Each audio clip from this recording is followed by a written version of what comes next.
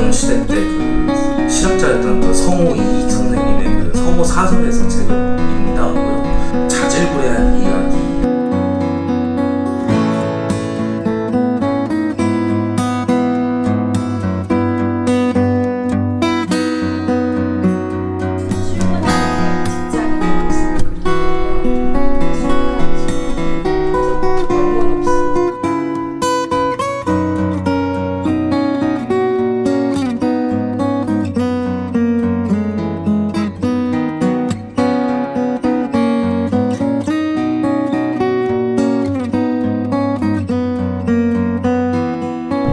느낀 감정에 대해서 쓰는 글인데 이거를 이렇게 책으로 읽어주시면서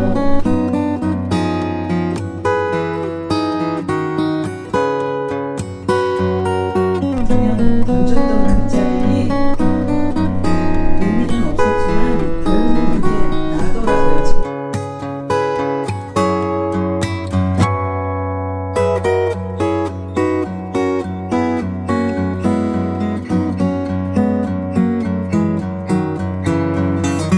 이 책을 인하여서 글로서 나를 키워나가는 그런 목적이 되지 않을까. 요즘 참 행복하게 하루하루 보내고 있습니다.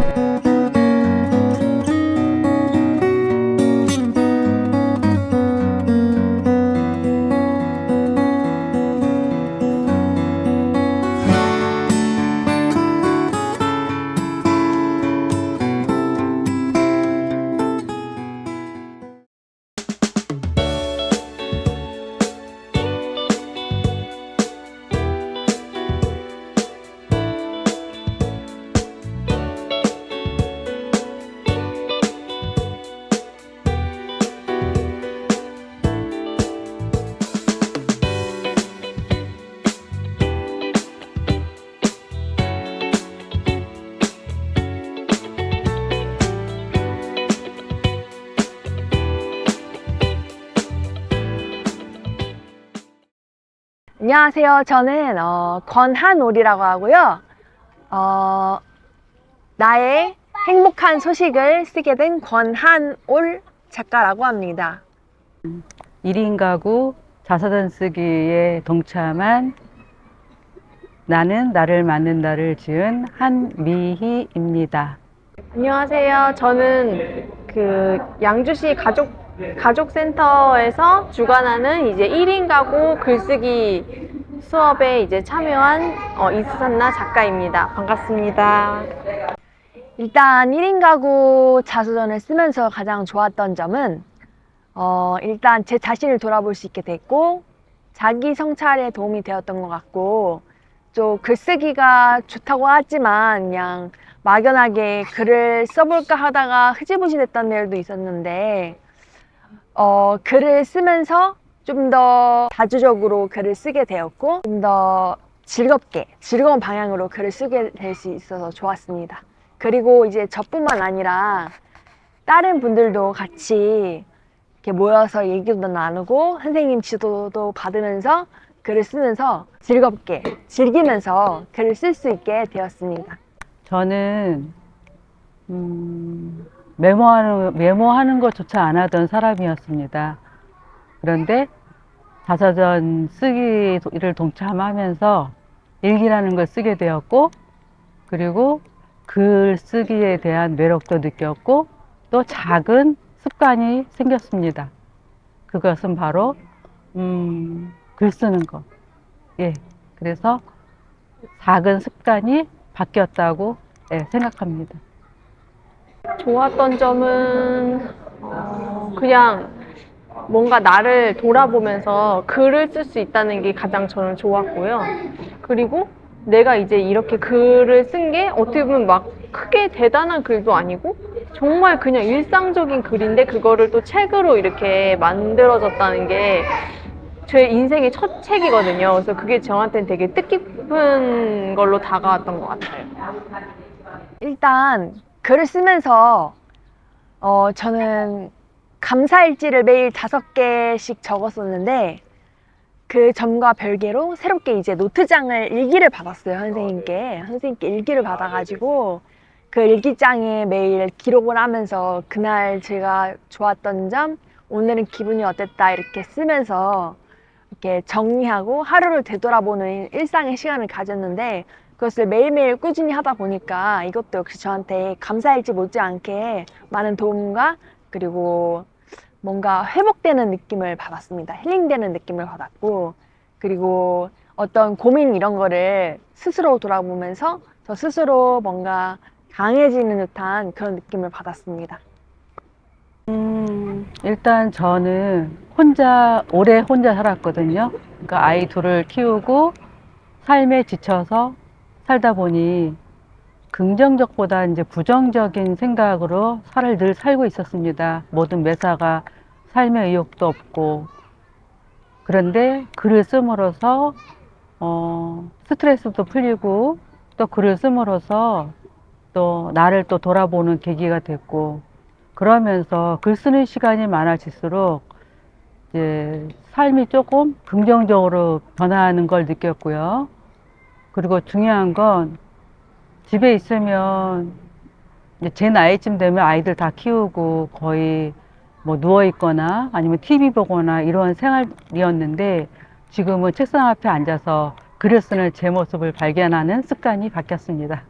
실천을 해봤다는 게 저한테 가장 큰 변화인 것 같아요. 그러니까 이런 뭔가 누군가랑 같이 하고 모임이 없었으면은 그냥 나도 글을 써봐야지 이렇게 생각만 하고 실천은 안 했을 텐데, 이런 모임이 생기고 막 정기적으로 내가 해야 될 일이 생기고 나누고 공유하다 보니까 단 10분이라도 이렇게 집에 가서 책상에 앉아서 글을 쓰게 된 게 저의 변화인 것 같아요. 일단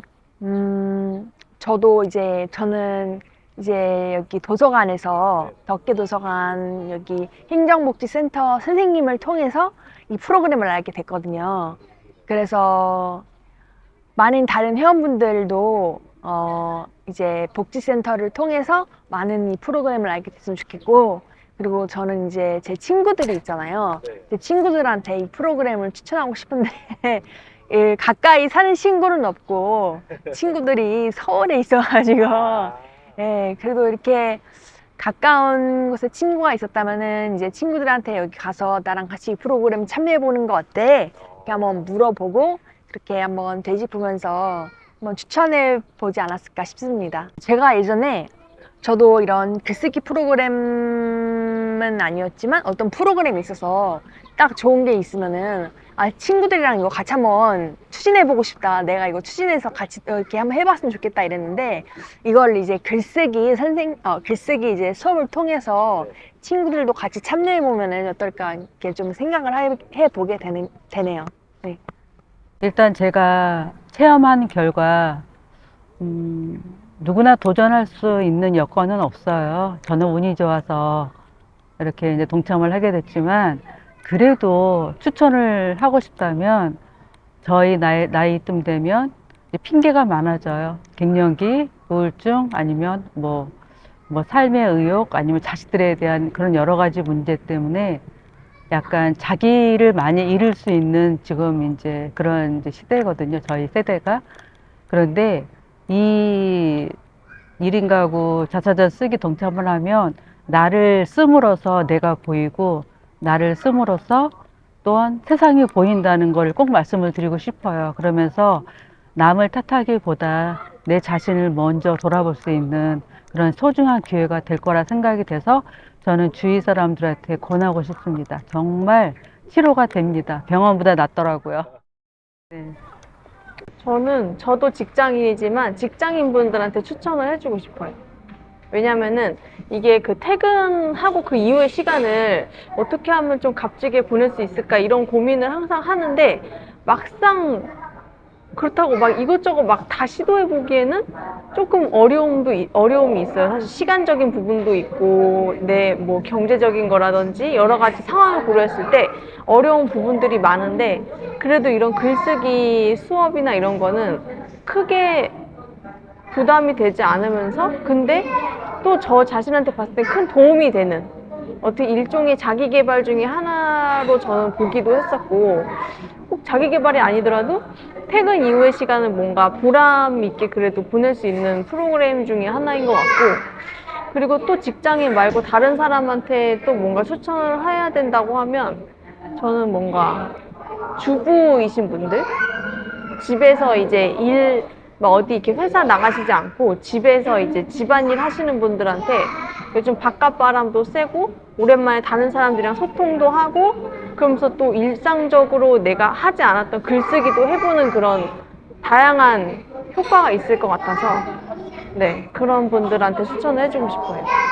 최대한 많은 책을 읽어봤어요. 그게 좋은 것 같은데 글감을 이렇게 많이 읽어보고 밑줄도 쳐보고 거기에 대해서 제 생각을 써보고 책의 그 여백에 거기다가 질문을 써서 답하는 방법이 좋은 것 같아요. 제가 처음부터 그랬던 건 아니고 어찌다 한 번씩 하는 방법인데 아직까지는 제가 그 어떤 책을 읽으면서 제가 좋아하는 작가님의 책을 읽으면서 한 학생분이 거기다가 질문을 쓰고 거기다가 대답을 하는 그런 내용을 보면서 아 이렇게 하는 방법도 있구나 이렇게 하면 좋겠다 이런 생각을 해서 저도 한번 그렇게 써봤던 것 같고 그리고 우리 보통 공책이나 낙서장에 이렇게 많이 끄적끄적거리잖아요. 이렇게 솔직하게 그리고 논리정연하게 꼭 쓸 필요 없이 솔직하게 쓰는 건 좋은데 꼭 논리정연하게 쓸 필요는 없다 이런 생각이 들었고 그리고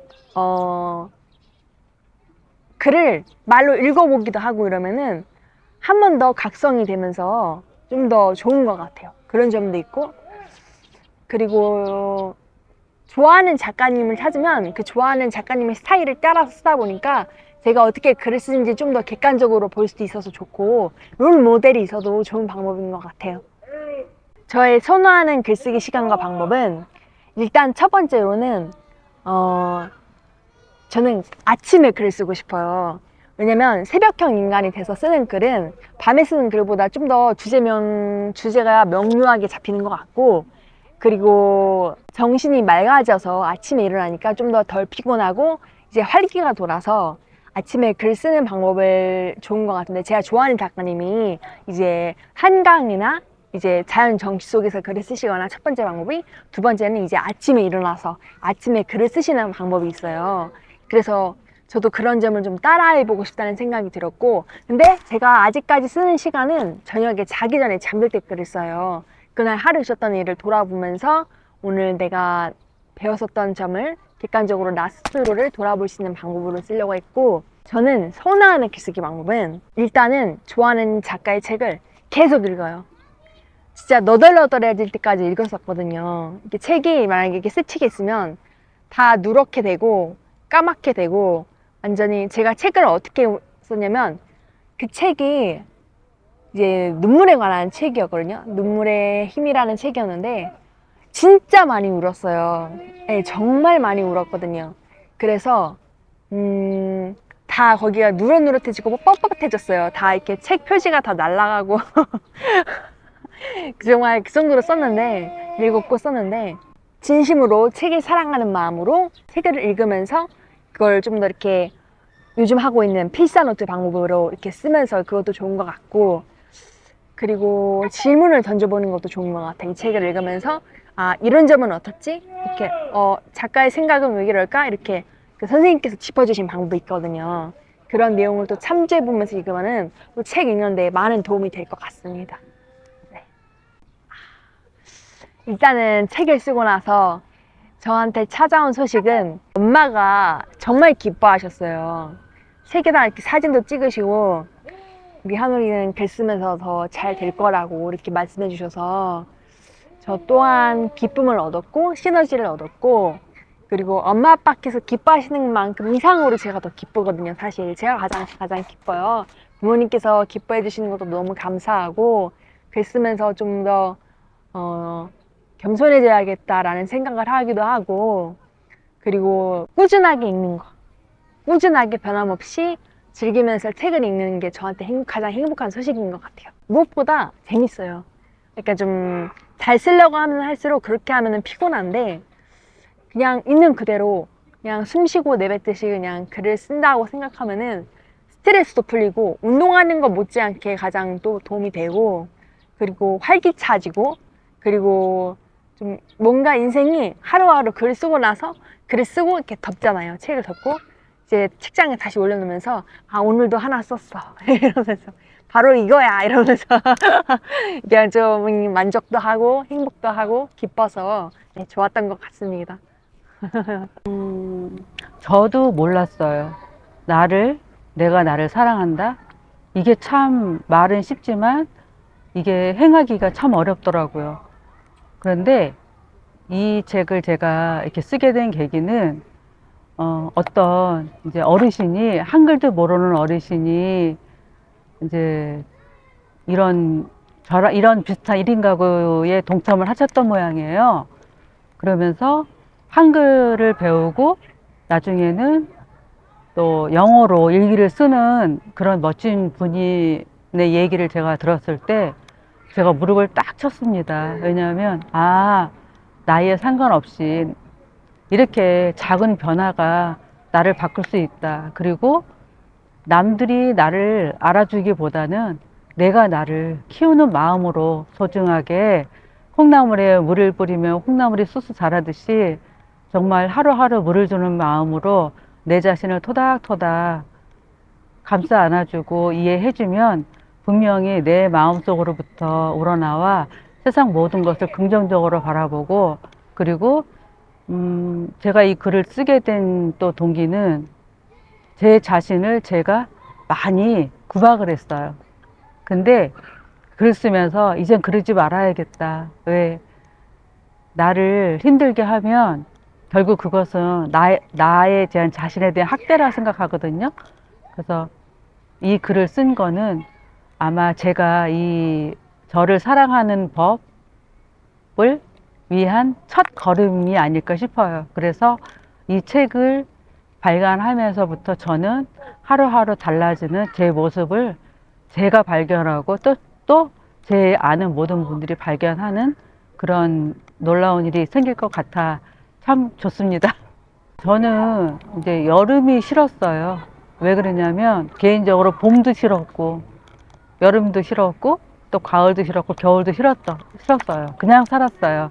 그런데 이제 봄에 제가 이 자서전을 씀으로써 뭔가 마음의 변화가 있다면 여름인 좀 더 제가 나를 좀 더 알아볼 수 있는 정말 내가 나를 더 연구할 수 있는 그런 계절이 아닐까 싶어요. 그래서 뭐 휴가 떠나고 가족과 함께 보내는 남을 부러워하기보다는 그래도 혼자라서 나를 내가 살아갈 수 있겠구나라는 생각을 더 많이 접목하여서 그냥 저한테 시간을 많이 쓰고 또 제 얘기를 많이 쓰는 그러한 귀한 시간을 갖도록 하겠습니다.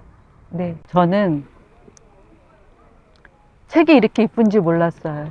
왜냐하면 책을 많이 본다고 했는데 그냥 읽었더라고요. 덮고 나면 뭘 읽었는지 뭐가 남는지 그냥 남한테 나 이거 읽었어 얘기를 못할 정도로. 그런데 이제는 그렇지 않을 거예요. 왜?